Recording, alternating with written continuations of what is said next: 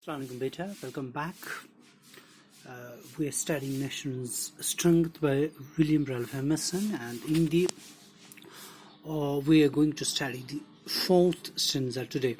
After explaining that it was not the sword or military power that made a nation strong, the poet proceeds to prove that it's not the pride either that make the nation strong.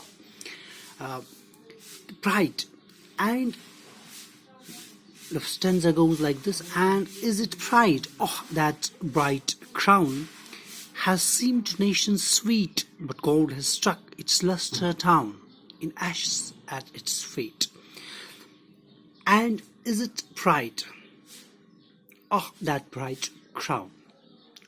The poet wants to convey that the pride of wearing the glittering and bright crowns.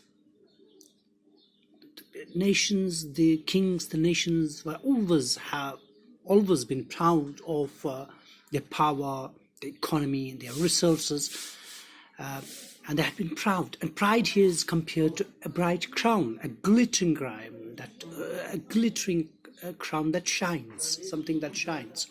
And according to the poet, this bright crown, the glittering crown, shining crowns have always been dear. It has always seemed to the nations something that's sweet. So they were always proud of wearing these glittering crowns, and but God doesn't like pride. God never liked pride, and God struck that pride down, because the nations which were proud of their military power, their glory, their crown, actually didn't survive.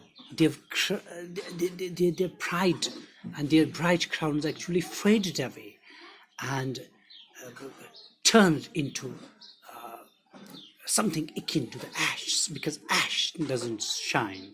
When somebody burns, when something burns, it at the end it is turned into ashes. So ashes don't have luster or shine. So in the same way, God turned their luster down and turned these proudful countries and kingdoms into ashes. Not gold, but only man can make a people great and strong, men who for the truth and honor's sake stand fast and suffer long. Now the poet wants to actually find an answer. He ultimately finds the answer to the greatness of our nation, the strength of our nation, not in the wealth and the military power and the resources, the gold, etc., but in the people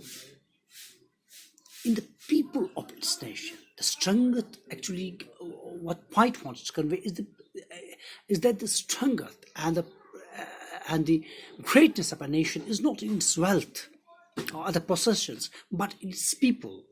But what are the qualities of those people which make a nation strong? What are the qualities of those people? He proceeds to explain the qualities and virtues of those men who make the nation strong. Not gold, but only men can make. Not wealth, but only men can make a nation, a people great and strong. That means it is the people who are great and strong make great and strong nation. There can be no nation, strong nation, a great nation without great people. Actually, what he wants to convey is there can be no nation, great nation, without great people. So, a people great and strong, men for truth and honor's sake. That means these are the men. What are the qualities of those men that make the nation strong and great? That these people can fight. These are patient. They're steadfast. They're patient people. They for the truth. They are truthful. Truth and honor is so dear to them that they can suffer for the truth and honor. That means the truth and the honor is so dear to these people who make a nation great and strong, is that they can stand fast, they can be patient when the adversity strikes them, and they can be patient, and they have the capacity, endurance to suffer the adversities, the tough times. They can suffer for the truth and the honor. So, in the lost stanza, the poet actually says, brave men who work while others sleep. These people, what is the other quality? What's one other quality of these people is that they are brave.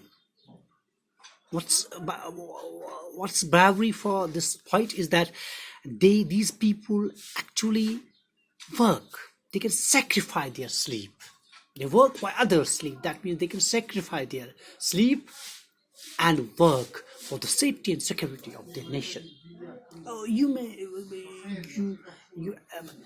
see a lot of people who actually perform their duties unite and the others sleep. It's akin to that. So these people actually can even sacrifice their sleep. They can sacrifice their sleep and for the safety and security of their nation, who dare while others free. And that means who dare to defend their country. That means it is the people who dare to defend their country. They're brave enough to dare to defend their countries when the cowards run away. There are people in the nation, there are some people who run away because they are so cowards, they run away when some adversity or hard time is struck a nation. But these are the people, the quality of these people who make a nation strong is that they dare to defend their country even when others flee. They run away.